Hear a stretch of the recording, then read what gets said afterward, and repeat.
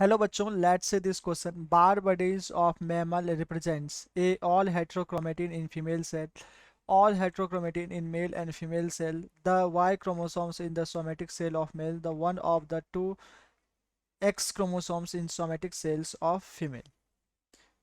सबसे पहले हम यहाँ समझेंगे की कॉन्सेप्ट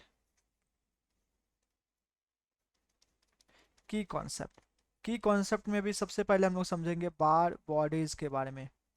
बार बॉडीज बेसिकली क्या है, देखिए अगर मैं बात करूं बार बॉडीज, ये बार बॉडीज के बारे में बात करूं तो बार बॉडीज कैसे पता करते हैं। अगर मैं बार बॉडीज के बारे में बात करूं तो number of bar bodies,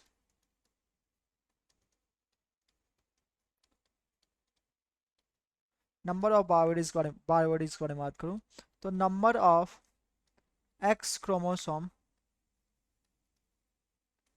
-1, number of x chromosome -1।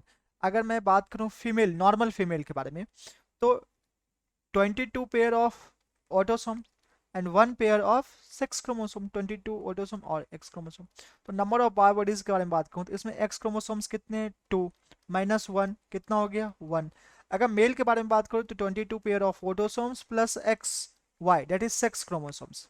तो अगर इनमें अगर बार बॉडीज के बारे में बात करूं तो Barr bodies number of X chromosomes कितने, 1 -1 इज इक्वल टू 0। तो no Barr bodies is found in male, normal male, but Barr bodies found in normal female which number is 1।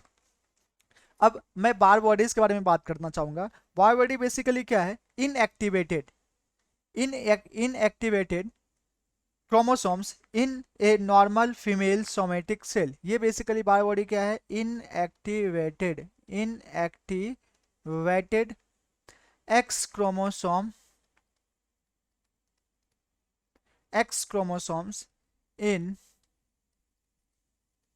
Normal female somatic cell,